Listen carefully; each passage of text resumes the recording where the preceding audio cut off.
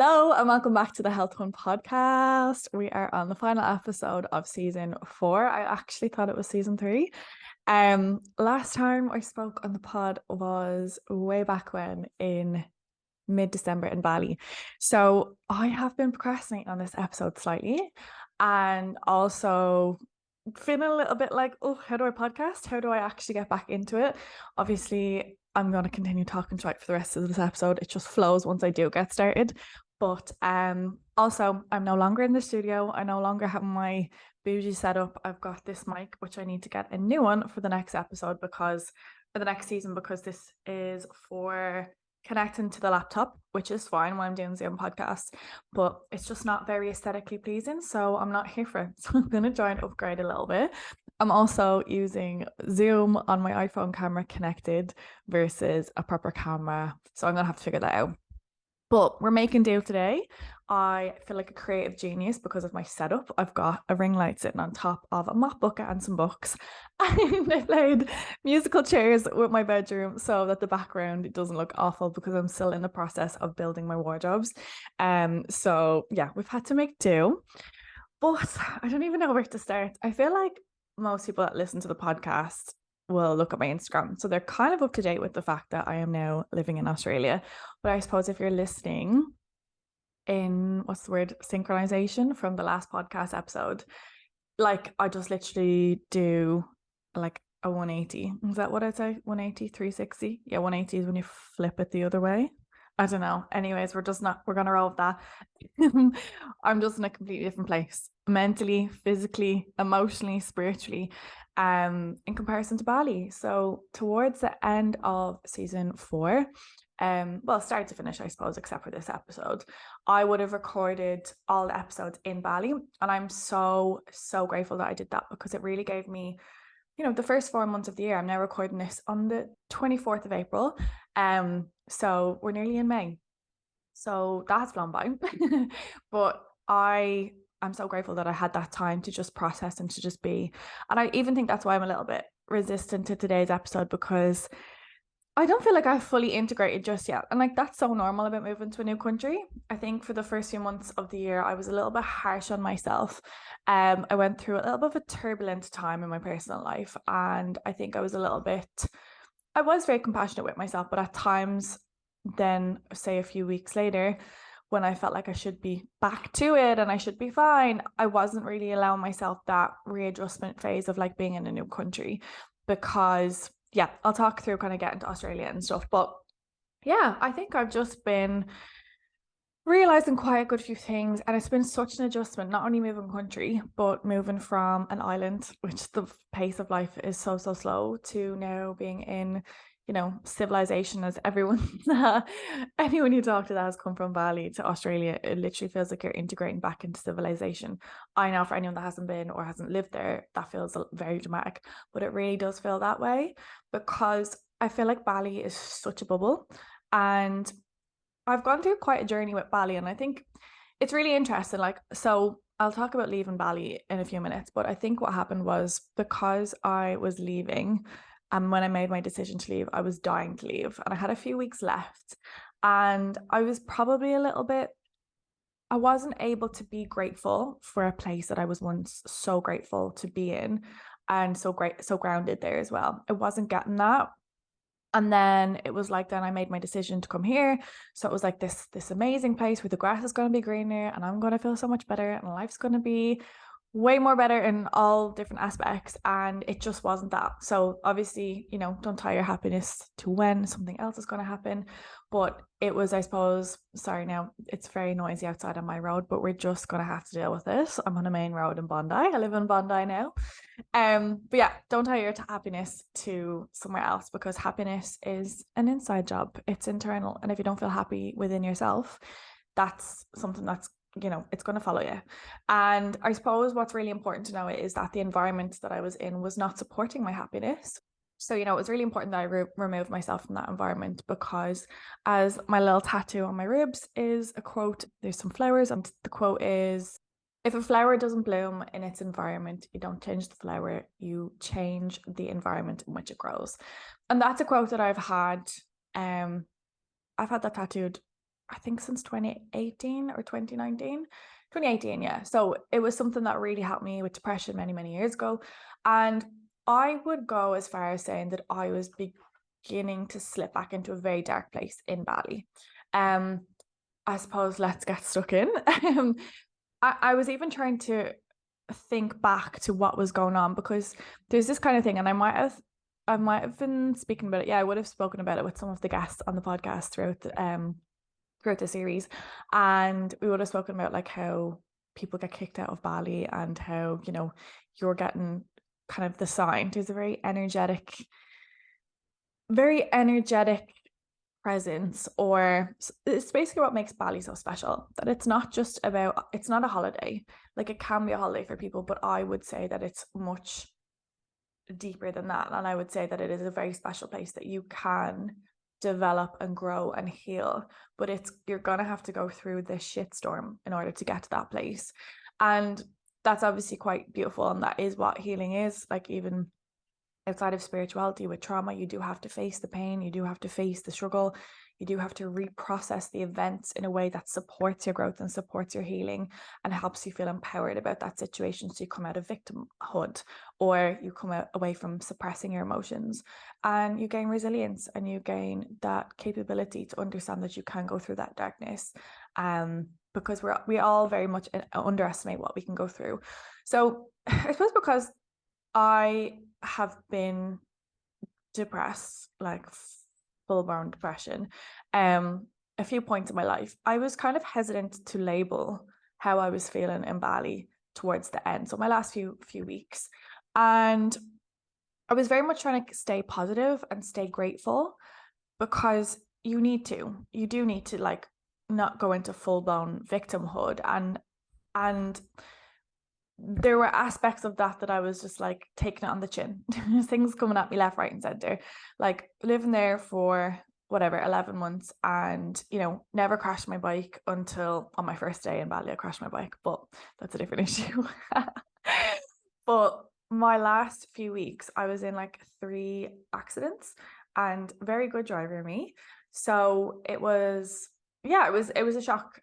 Basically some guy, first of all, skidded off my bike. I changed bikes and skidded off my bike, went under. The bike I was using for a few weeks just kept skidding under. Something wrong with the wheels. Obviously I eventually changed that bike, but it really, really scared me, so I couldn't really go around corners the way that I used to. And yeah, it just really lost my confidence in driving. There would have been another incident where I was driving to a podcast studio to record the podcast episode with my friend Kiva, and I think I mentioned it in that episode anyways. I think she had a crash right before the episode, and it was like performance mode, the show must go on. And that's kind of like what I had been doing the whole time. I like was driving and a car pulled out in front of me, so I swerved so I wouldn't get hit by the car. And then of course I ran into some other guy on a bike, and he was fine, I was fine. And another incident then when so what was happening was the traffic and the chaos in Bali is just next level. It's not this once peaceful place that I had grown to love. Because the mass influx of tourists, because of the increase in housing prices, and because of increased scams, like a lot of my friends got scammed with villas and stuff, and it was just becoming this really tainted version of Bali, and it was becoming this place that we were like almost like not trusting, not feeling safe. And that's just not, like, I'd never felt more safe in that place, and I felt so safe that I could open myself up to heal and explore different parts of myself. So yeah, basically because of that, traffic was just chaotic and everyone developed road rage, and then one car started closing in on me, and I got my foot caught in between my bike and the curb. Like, my foot was mangled. It would have been 10,000 times worse if I wasn't wearing really squidgy sandals. So I was really happy. And like they say to wear runners, but obviously it's so hot in there, so hot in Bali, that I just wear my squidgy sandals. But they saved my foot for sure. So it was like all these things back to back. With business as well, I felt like I was pushing against a wall. Instagram kept deprioritizing where I was. I think as well there's like a lot of, like, obviously with engagement, Instagram will deprioritize, just for anyone listening that doesn't know, that doesn't own a business and isn't into Instagram, it will deprioritize your content based on something that you do, and it might not even be anything important. Like, I remember one time talking about oh, when I moved here to Australia, we had a cockroach situation, which I'll get into, and we had to bomb the house with these gas bomb things that are specifically to kill pesticides. And I used that word bomb on my Instagram story, and I got like shadow banned for a few days. So, like, that's what happens. And I think because Bali is part of Indonesia, which is a Muslim country, so there's a lot more stricter guidelines, I suppose. So that would have been my business would have been affected because my content wasn't reaching anyone. I would have been like experiencing issues like reaching people. I'm like fighting against a wall of like constantly trying to share content to help people and nobody's even seeing it. So it's kind of like, what's the point? Not getting clients in because of that as well, not getting any opportunities, and it was just kind of spilling into like all areas of my life. And then I was still coming back to this, but I love Bali and it's like cheap place to live. And then of course the prices of everything was increasing. And I sat down one day and calculated all the money that I spent on food. So I would have got my meals out 2 to 3 times a day, maybe even snacks and stuff and protein shakes. And I would have calculated how much I was spending on money. And it had tripled in price in comparison to when I first got there.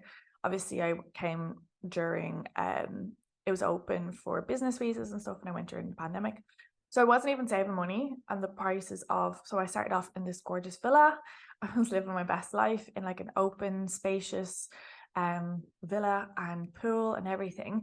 And I had moved to like a guest house, which is just bedrooms. And then I was starting to like try and move between different guest houses, and they were just getting worse and worse. And I was just feeling claustrophobic as fuck. So I started to kind of do like traveling on different visas and stuff, and thinking that that would light me up, and it just didn't. So I was like, right, you know what? I'm gonna try and move into this like loft style kind of apartment and make it my own, make it my little home, because that's what I feel like I want. And when I moved in, like bought myself a pink kettle, bought myself like a throw, was buying like candles, all these kind of things to make it my own little home. And I was starting to feel good, like fairy lights, all that kind of vibe. And it was just like 2 weeks in or 3 weeks in, I was like, this isn't making me happy.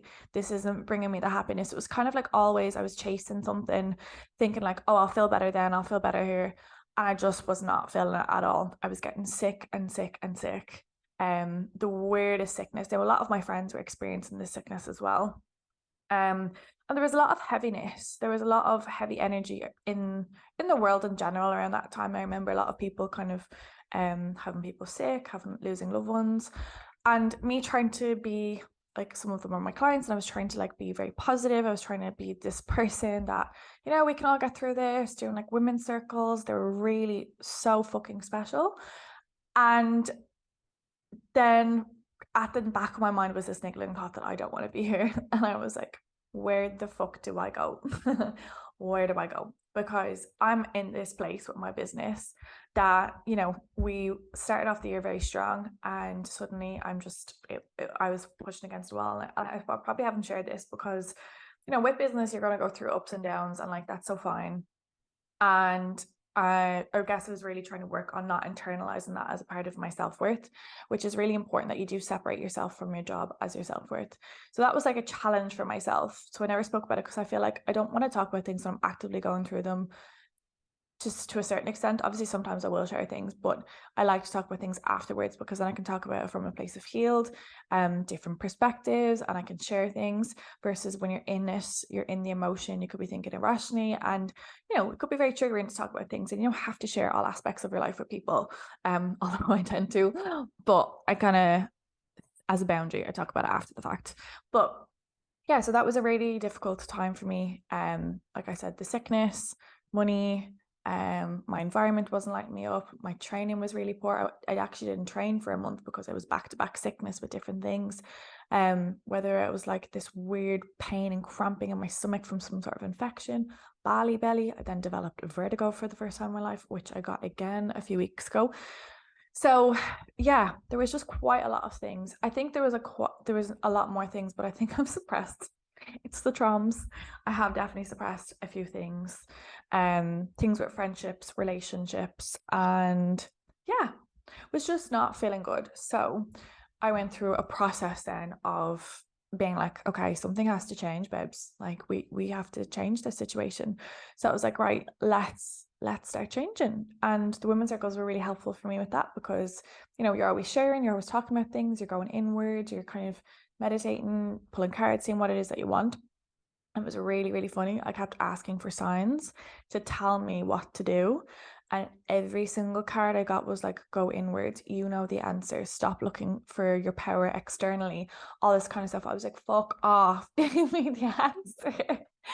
Because I wanted to go travel to Mexico. I wanted to go do ayahuasca, like Costa Rica, Mexico vibes. And I didn't feel like I was ready to give up this traveling, carefree, freedom kind of lifestyle.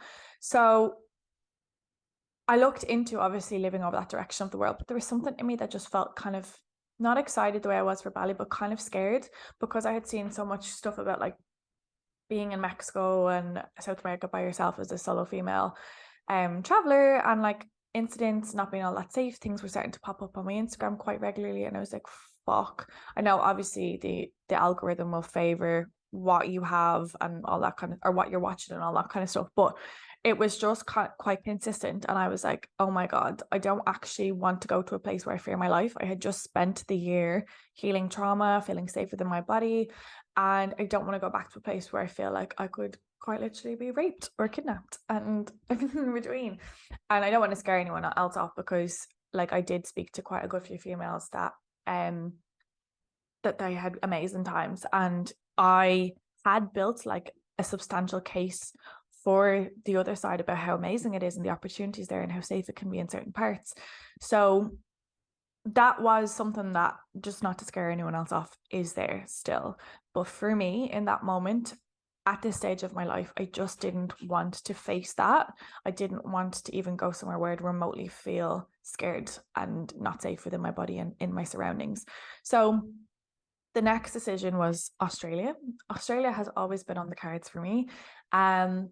I have been wanting to go to Australia to live since 2016 or so. No, actually way before that. I remember being in secondary school and thinking about it first because my cousins are here. And then again in 2017, still in college. And it was always this thing that I was like gonna go to this amazing place and gonna live the sunshine life. And it was all before Bali. Long story short, I went to Australia in 2020 that year, and I went in February, and came back 2 weeks before COVID. Okay, so 2 weeks home in Ireland, and I had the most amazing holiday. Went for 2.5 weeks and basically decided, okay, I'm quitting my job. I was working in pharmaceutical industry. I was going to move over to Australia and work in the pharmaceutical industry. And I was going to do it, and I was fully ready, and I was like, right, okay, let's not be an impulsive bitch the way that you kind of usually are.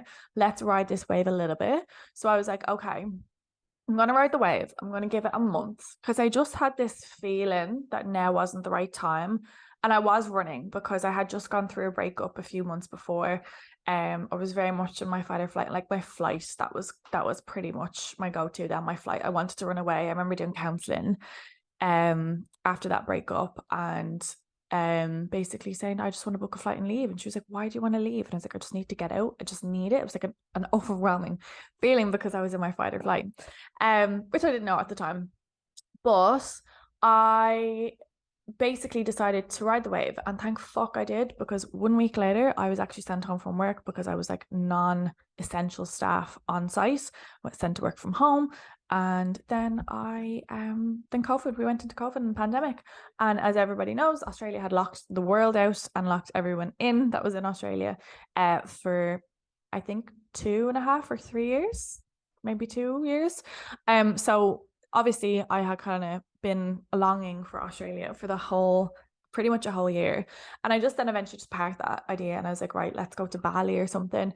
And then in between ended up going to Portugal because Bali closed their borders. So yeah, that's been my journey: Portugal, Bali, and then coming back to this idea of Australia. And I actually didn't even I was too scared. So this is the thing in Bali, like easy decision to just hop on across to Australia, but it was the fear. Like I was struggling to get clients. I was struggling with engagement. I was struggling with money. How the fuck am I going to be able to afford living in Australia? And everyone was talking to me, just saying, just why don't you just get a job? And no, I'm just not getting a job. It was just this like, nobody understands how difficult this decision is for me because it is very simple. Just get a job for the meantime and set up the business. But I have done working a different job and I've been burnt out. When I started up the health one and started up my business, I was so severely burnt out that for the first 2 months after I quit my job and had solely to work on the health one, I couldn't work. I was in bits. I was so burnt out, so in my fight or flight, so distressed. I was like, I refuse to put myself back in that position. I refuse to like set that example for my clients. Like, how can they take advice from me when I'm not practicing what I preach? And I know, I know my purpose, and my purpose is not to be working for someone else. My purpose is to continue creating what I'm creating now. And like, I'll obviously come back to this, but I can't tell you how fulfilled I am right now. Like, I am in the best place ever, and I'm so fucking happy that I took the leap and trusted myself and I have been grafting and grinding the last few months, not in a toxic way. But I've really come to a position where I continue to love the job that I do every single day. My business is expanding. The type of work and coaching that I do is expanding. I'm learning so much every day. And it just like next level lights me up. And I'm just so beyond grateful every single day for the simple things. Obviously for how things worked out. we're skipping to the end part here, but yeah, I was terrified at that time. And I remember trying to make the decision. Like I said, the cards were telling me, you know the answer, you need to go inward, blah, blah, blah, blah. I decided to do like higher self manifestation meditations, kind of visualizing, seeing where I wanted to see myself. And Australia was not even on the radar at this time. It was like, I knew people were going there. I knew I did want to go, but it was like a future thing that I had decided that was going to be way off. And funnily, earlier in the year, I had thought about Australia, but I was like, no, not yet. And then I started doing these meditations, and it was like visualizing where I want to be, and I got the fright of my fucking life because wait till I tell you, it's actually kind of funny, but it's obviously very personal, but I'll tell you anyway. But these meditations were bringing me to this place that I wanted a fucking baby. I was like, sorry. Why does my 27-year-old free bird suitcase living ass want a baby? Just came out of nowhere. But it wasn't really just the baby. It was like that kind of fucking terrified me. And then there was like in my cards, what I was kind of doing after the meditations and journaling was like child card was coming up, family life was coming up, partner relationship, all this kind of stuff was coming up, and I was like, whoa, where the fuck is this coming from? And a lot to do with like my heart chakra. And then I did like a reading, and she talked about my heart chakra, and it was like, you're not opening up your heart enough because you're not going deep enough into what your heart wants. And then she was like talking about kids, and I was like, what the fuck is all this? Like, where is this coming from? I was just like, sorry. So obviously I do want kids. And it was always something that I was kind of like, yeah, like I do want one. I think always I go back to this when I was diagnosed with PCOS. She just basically was like, you're not going to have kids, or sorry, you're going to really struggle to have kids. You need to go on the pill. That was it, that one liner. And I was like, what do you mean? And my mom was there with me, and she was kind of like, does she, like, is there something she can do to improve fertility? And it was like, no, it's just going to be a case of like coming off the pill and seeing how she gets on then and chatting about it then. The usual PCOS, any of my gals know what I'm talking about. So, yeah, and in that moment I did kind of, I think it was 22. I think I was like, fuck you, I want kids. So, and through the years and kind of even being in Bali and being around different people and having different perspectives, sometimes that did shift a little bit, and I kind of really took on board what people were saying, and it was like, I really respect how you've come to that conclusion, and people's versions of family life is not all that it's kind of cracked up to be, and like the reality, and so it's like really been something I've been thinking about. And then in this meditation I did a few of them because I was like, you sure, babe? You sure? Did you just hallucinate, or is that real? So I did a few more, and each time it was just kind of like, okay, let's just forget that for a sec and let's try again and see if like I see myself in Mexico and da da da da. And it just kept bringing me back to this like family life, and I was like, what the fuck?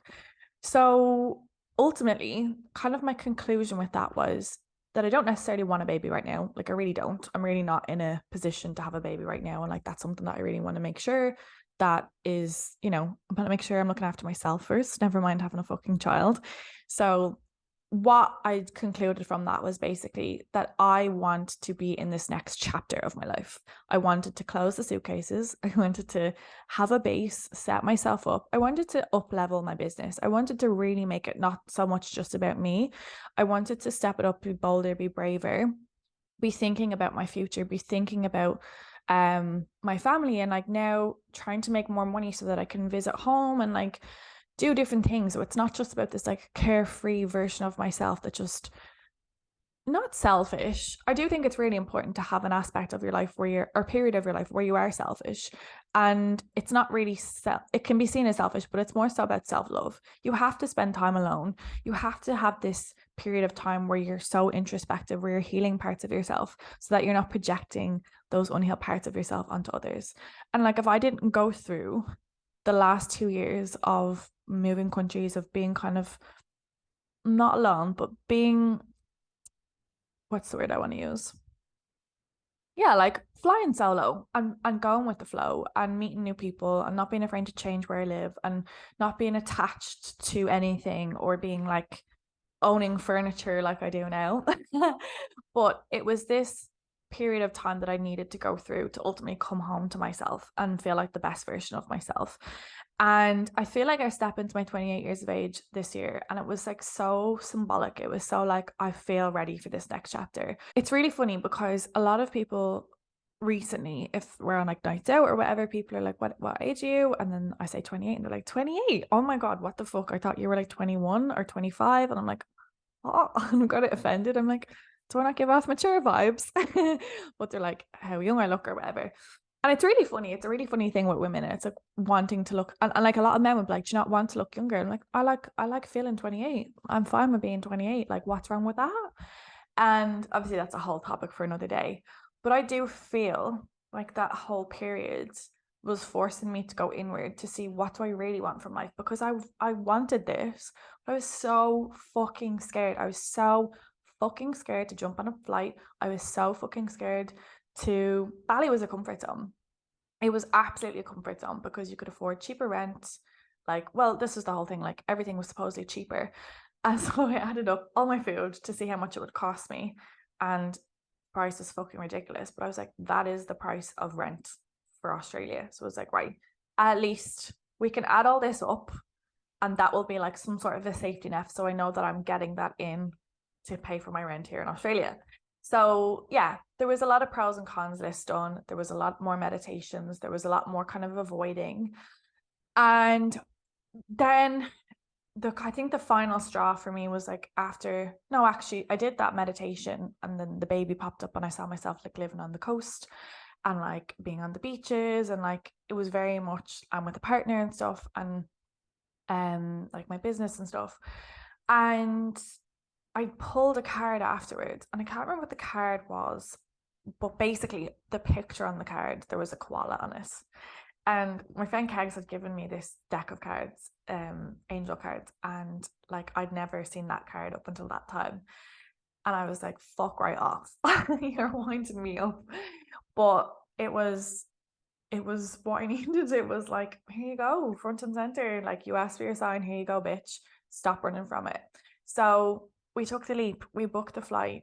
And originally I was like, right, I'll just book the flight and I can piss off to Mexico afterwards if I want to. So it was like, right, take that one step, just book the flight. Don't stay stuck in indecision. Just for anyone making a life-changing decision, just take one step in the right direction and see, even if you see how you feel about that. I think when we make decisions, we think everything's so permanent. And I did come back to the space of like, if all this fails, I can fuck off home. I can go home. I can just be in my family house for a while and get back to the graft. Not a big deal if we fail. It's not we've got this passion, we've got this purpose. It's going to work out. I trust. I know what I do with my clients is life-changing, and I know how I support them, and I know the results that I get for them, and I know the messages I have to share. And I just have such a belief in what I do now. And I've been talking with a friend recently about imposter syndrome, and I absolutely don't have imposter syndrome anymore. But when I started, I had crippling imposter syndrome. And it's coming from a place of confidence because of the results that I get, but also because of the deep conversations that I've had with clients and how, yeah, like I suppose it's transformative on a deeper level. And like a lot of my clients have been saying to me about how, you need to offer your services as something different to just nutrition coaching. And I guess I'm expanding that now, and I've done different courses. I've done my trauma course. I'm starting a trauma and resilience life coaching course soon. I'm going to be doing, I'll be doing other courses and developing as I go so that I can officially have those different titles and have different services. So I've also been doing that's why I go on a deeper level with clients at the minute, kind of outside of nutrition coaching. I've been doing like a business, life coaching, spiritual coaching kind of side of things as well. And yeah, it's just been really special. And what has really helped me has been in a base, has been somewhere that has been safe and consistent and stable, because then I can actually feel a little less chaotic in myself, and have that space and have that clarity and have that peace and creativity to build my business. Not this kind of fear in my everyday life that I'm going to be hit by a fucking bike, or I'm going to be whatever, going to get sick by the food that I'm eating.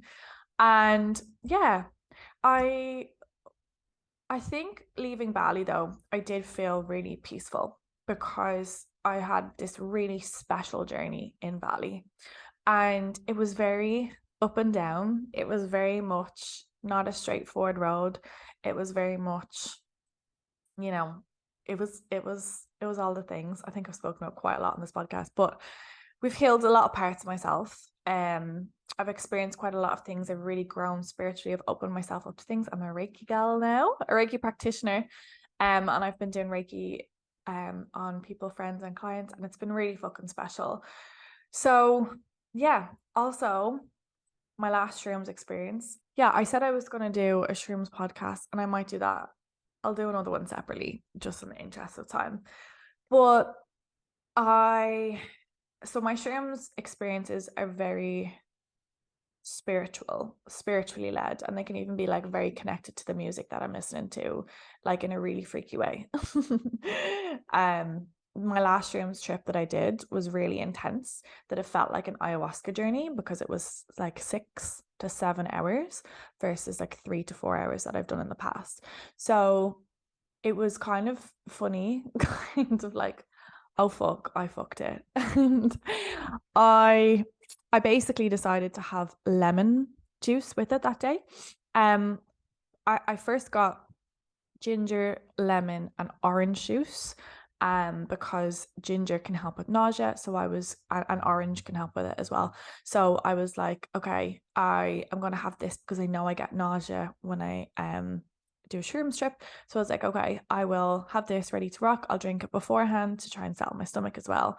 And in this particular one was lemon juice. And lo and behold, I looked up lemon juice, and basically citric acid can convert more of the shrooms. So I'm going to throw random numbers out here. This doesn't necessarily translate. But say you've got 2 grams of shrooms, 1 gram might be digested and you don't get the active component from it, the psychedelic, that makes you hallucinate, and the other 1 gram will be the active and makes you hallucinate.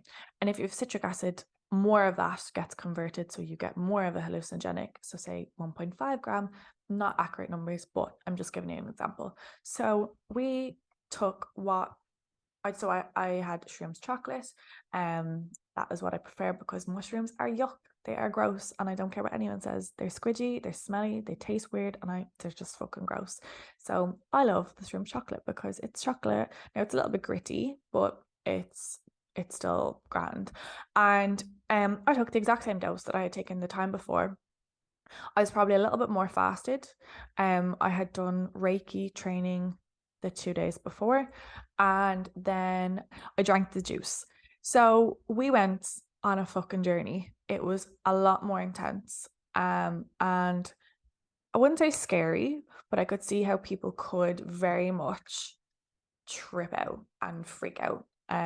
So like I would have created a vlog based on my first solo shrooms experience that I hadn't posted yet, still haven't posted to this day, because I was hesitant to post it, because I just wanted to make sure that like I'm not promoting this if it's not in a controlled setting, and because people can have trauma and all sorts. And what I've since found is that like people can have adverse reactions to psychedelics and shrooms. So I didn't want to promote that and be irresponsible at the same time. And I am going to go into that in the next episode when I talk specifically about it. But the reason I'm talking about this in relation to today's podcast episode is because I had like some sort of a womb healing initiation thing to motherhood. Fucking wild. I know I sound tapped right now, but bear with me. Um, you know, what people experience in their shroom experience is very, very personal to them. And like, I don't ever need to share anything that I'm talking about. And I won't go into absolutely everything because it is personal and it is private.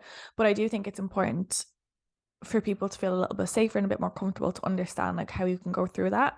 And like, I'm always like dancing and feeling really creative and like really moving my body. And there's a lot of release and emotional release as well. And it's really special. It is really like a healing modality for me.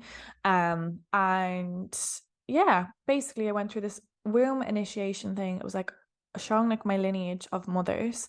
And was kind of like, you're next. And I was like, what is going on? But anyways, like I said, I've come to this term now. I've come to terms with the fact it's not that I want a baby right now. It's just that I'm in that next chapter, that I am a little bit more serious about like who I'm letting into my life in terms of like dating and so on. And like, you know, I'm not like actively searching from this like lack place where I'm looking for the one or whatever, but I am looking for someone who's like a partner. I'm not looking for no Peter Pan. I'm not looking for no fuck boys. I'm not looking for one night stands or anything. And like, no shame to anyone who wants that. Like, you do you, babe. Like, I've gone through those periods of time and they're what you need in the moment. Gals got needs too, am I right? But yeah, ultimately I am just in this different chapter of my life, with business, relationships, everything. And the first few months of this year have been fucking chaotic. They've been turbulent. Do you know that meme that's like that girl on the roller coaster and she's like, whoa, I'm doing like a thing with my body now for anyone that doesn't see the podcast. But she's basically on a roller coaster and her face is like, wow, this shit's crazy. So that's been my first few months of the year. There was special moments, magical moments. I did my first in-person event in Bondi Beach. Like when you kind of like think about it, you're like, kind of pinch me, what the fuck? So yeah, that's really special. We've done 2 events already. I've done an in-person circle with some of my clients, which was really lovely. Just seeing them all chatting together, I was like, oh my god, like I brought these gals together and like they're sharing and talking, and yeah, just really, really special. And I didn't think I needed any new friends, but I have made people, they've just been so grateful to the universe. They've just arrived into my life and they are the most aligned gals ever. Just really authentic, genuine connections, and they're really special to me. And you know, the conversations are really expansive, and yeah, between business, life stuff, and just gals. And I'm living now with my 2 friends, Maves. Well, one's only temporary here, Maves, my 2 Maves. But it's really lovely. We've made this place our home. Anyone on Instagram is probably like, yeah, we know, but I've been painting the windowsills. I've been buying all my furniture. We've dropped a couple grand on the gaff. And that's the thing in Australia, for anyone that doesn't know as well, you need to buy your own furniture in majority of places, unless you're just renting a room, whereas I'm on a lease. And even like getting the apartments is hectic for anyone that's coming here. Like, just prepare yourself. What really helped me was like I had like an email ready to go. We pre-applied for viewings. The minute that I applied for the viewing, I went up and talked to the agents, like, my name's Orla, I'm going to email you straight after. Emailed them with some details on myself, so a little bit more information. And I think what really helped is that me and my friend had jobs already. Like, I had my business and she had a contract ready to rock for when she arrived. So that made us stand out. And I really do feel for a lot of people coming here and they're trying to live the Aussie dream and just like go with the flow, get whatever job, and then go do the farm work and whatever. It's really difficult. Just like, I am not going to sugarcoat it for anyone. Like, I had weeks of like, you know, between friends' bedrooms and couches and all sorts of stuff, just feeling really unsettled with myself. And that was obviously really difficult for like trying to show up online and for my business and my clients and stuff. And yeah, I wasn't even training, I wasn't doing anything. And like, that's so fine. We're going to have these periods of life where you have to pull back. You have to pull back on those stressors that are within your control, so that the things that are outside of your control don't deplete you, like deplete you of your energy, your resources, your happiness, etc. So yeah, we had a rocky few months. We kind of fell out of touch with ourselves. Like I said, a lot of things happened in my personal life. I had a lot of anxiety for the first few months of the year. It was a time, but I'm starting to feel back to myself. We're coming into Australian winter and I'm not here for it, guys. I'm really not here for it. And I don't want to seem like a moany bitch, but I am suffering with my health. I forgot how important it is for me to live in a different country. I'm looking at my hands because I have got this thing called Raynaud's, where for anyone that doesn't know, it's to do with your blood flow and your circulation, and your hands are and your feet are pretty much constantly cold. And that's dangerous. If you're not getting blood flow to your fingers, you can get amputated. But the worst symptom for me is obviously when my hands and my feet are cold, like my whole body's cold. I'm just cold. And that impacts my skin, that impacts my hair, that impacts everything, my digestion as well. But the really bad symptom is pain. I got shooting pains in my hands, my feet. And it wasn't until like when I arrived in January, when I was here in January, it was a really stormy kind of week. And I was so cold because I did not have the clothes. This gal barely even owned socks. Did I have socks? Yeah, I did for the gym. But we had island gal clothes basically. I had bikinis, little throws that were see-through, like gym clothes. That was about it. So I had to order loads of clothes. I was using blankets. I was freezing. So I am adjusting to that. And yeah, I am resistant and hesitant to go through winter. So I'm looking at flights for summer. I know, I know. I wanted somewhere to be and go, but I still have that travel bug within me. But I have my base and I'm not constantly moving around. And yeah, we're just gonna have to buy fucking winter jackets and coats and scarves and gloves and all that shit, which I know, poor me, boo-hoo, but when it impacts my health, it is something that I have to consider for my quality of life. And also it's so funny, anyone coming from Bali, we're having an identity crisis with style. How do we dress? Because I've been living in summer clothes, like where you just wear tops, shorts, like sliders, bikini underneath, for the last like 2.5 years. How do I dress myself? I don't know. I'm figuring it out. We're wearing trackies again. I am starting to, I also don't want to buy into fast fashion. I think that's why I've really loved island living, because it was like I bought my wardrobe for 6 months and barely bought any clothes then afterwards. And it was so easy. Now, don't get me wrong, I am loving shopping again. I really am. I'm loving wearing makeup again. I'm loving not being so humid that I'm sweating it off. I'm loving my own space. I've really like done it up. I've spent so much time looking after it and it really does light me up. So yeah, I'm trying to find that balance between, I really recognize that there is this kind of materialistic side of Australia and like anywhere else in the world, I suppose. And not trying to kind of fall into that trap, but also honoring that part of me that does like that too, because that's okay. We can coexist. We can have duality. And yeah, there's a little bit of a rat race here, I think.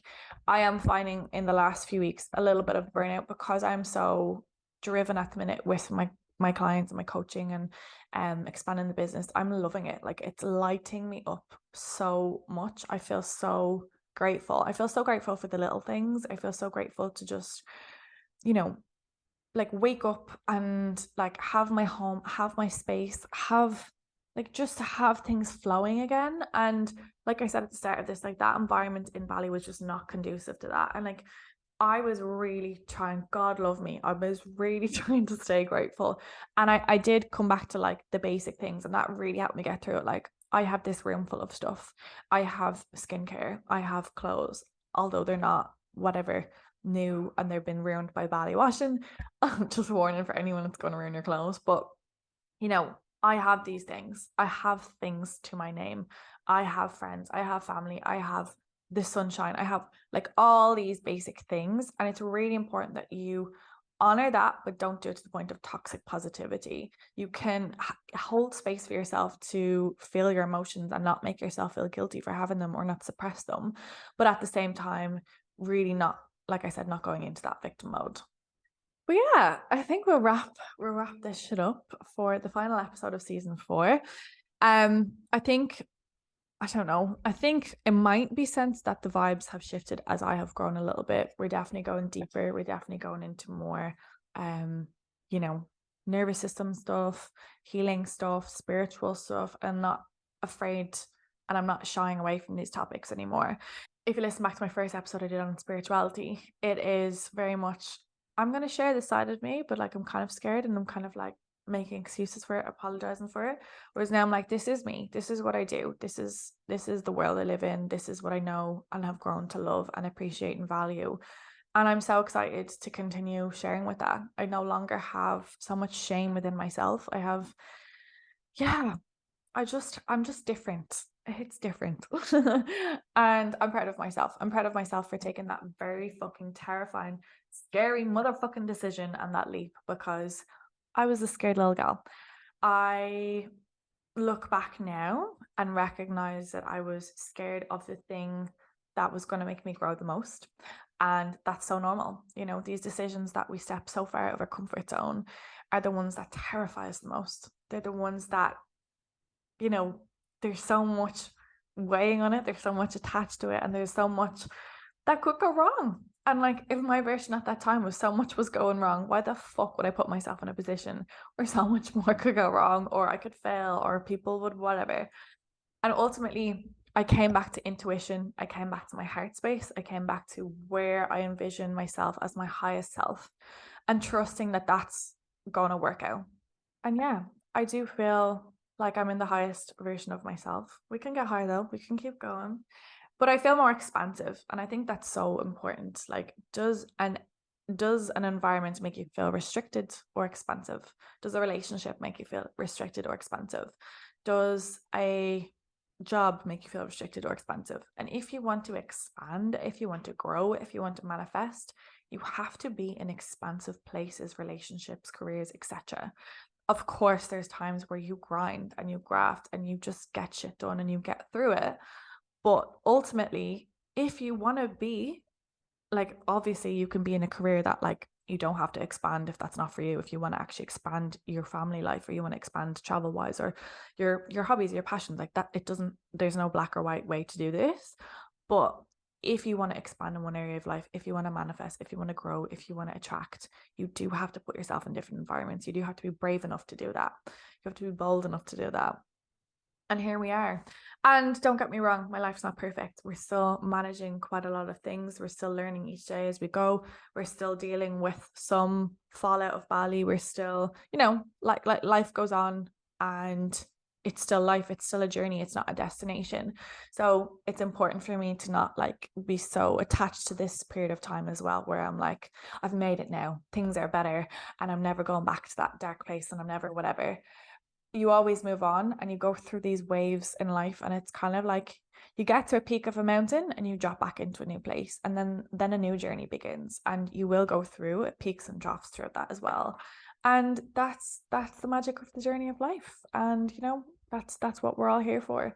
And that whole aspect has taught me about surrender to what is. Okay, don't resist it, don't fight it. It is what it is, because ultimately that's what makes you feel more comfortable, more peace, and less likely to need to control. Okay, every fucking aspect of my life was out of my control a few months ago, and I just surrendered and I just trusted. I trusted in my downloads. For anyone that doesn't know what downloads are, you know, these kind of visions you can get, or feelings or sensations or voices or words or whatever. That's what a download is. Because I started talking to my client about an intuitive download, and she was like, on a CD. Oh no, she didn't say CD. She said something like to do with technology. Who uses CDs anymore? But yeah, I trusted my intuition, my gut, my downloads, and yeah, it's working out so far, and I'm very, very grateful. And I'm very excited for the next season of the podcast. So funny, I started this episode being like, oh, I don't know how to podcast, and I haven't stopped chatting for the whole fucking episode. But yeah, I'm very excited for the next season. I am going to be doing more in-person guests. I'm going to figure out some sort of setup, new topics, and of course, if you've got any topics you want to hear about this season, if you've got any guests you want to see, let me know, because you know, ultimately this is conversations that I want to start for you, help use, you know, expand your world, your mind, your opinion, your perspective, etc., and help educate you along the way. But I want to say a massive thank you to everyone. The podcast has never had such high ratings as it has, and obviously it's not about that, but it means that there's more people listening and more people are getting these messages and more people are getting the support from it. I'm getting quite a lot of feedback from it, which is just so special to me because, I started this with this intention to help people and expand their mind. And, I listened to quite a lot of podcasts when I was starting on my journey. I read some books, and that's what really helped me out of difficult places. That's what helped me understand my body, my mind, etc. And yeah, it contributed to where I am today. But yeah, I'm not going to keep waffling. Last thing is a request. If you do get value from this podcast, I would really appreciate if you could just do a simple little rating on either Apple or Spotify. You can literally just tap the stars, leave a review, whatever tickles your fancy. But yeah, today's episode is hopefully going out today. So this is kind of like a live podcast episode. Maybe tomorrow. We'll see how we get on. But yeah, thanks for listening to me chat and shite for a whole 45 minutes or so. Hope you enjoyed this little catch up on my life. It's been just quite a little special journey that I wanted to share to give people hope, because it is scary to do fucking scary things, but I promise you it's worth it. But yeah, I'll chat to you next episode. See you next season. Would love to know what your favorite episode of this season was. Would love to know what you learned from it, etc., etc. And yeah, thank you for listening to me chat shit in this episode, and I will see you next season. Bye.